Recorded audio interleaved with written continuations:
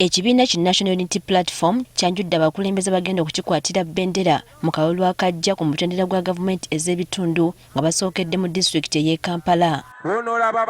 Wano bammeeya baweereddwa omukisa buli omu okwanja byategekedde abatuuze mu kitundu kye. Kiba kirungi nnyo omuntu n'omuwa eddobo n'agenda ne yeevubira.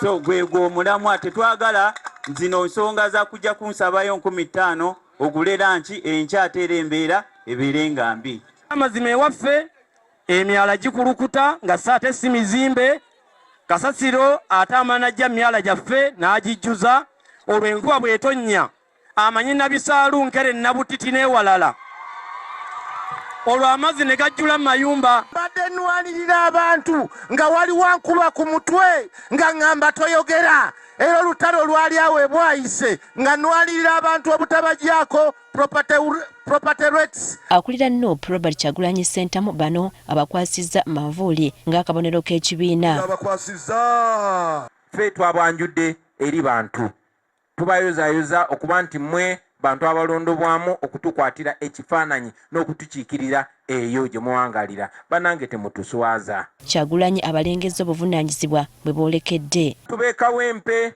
abantu b'e Rubaga, abantu b'e Nakawa, abantu b'e Kisaabagabo n'abantu b'e Kampala yonna bano bakozi bammwe si babboosi bammwe.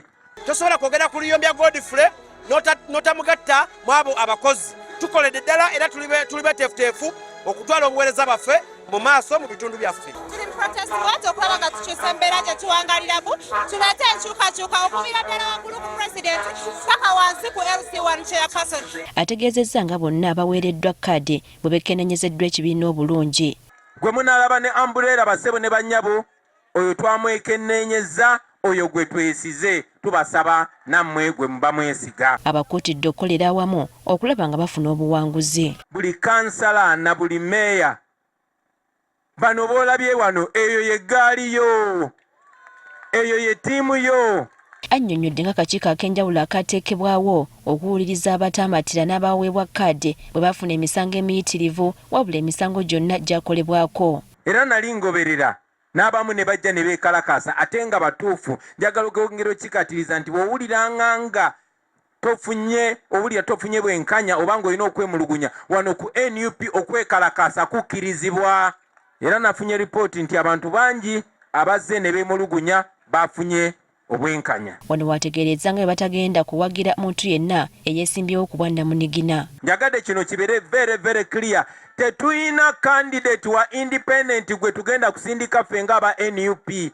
Buli candidate gwe tunaasindika agenda kujja n'akabonero ate ng'akabonero ako ye manvuuli. Mu ngeri y'emu akakiiko k'ebyokulonda mu NUP ka Electoral Management Committee kakutandika okusunsula abeegwanyiza okukwatira ekibiina kino bendera ku mutendera gw'ababaka ba paalamenti. Akiso district West Nile ne Kigezi ne bajja okubeera wano ku Monday.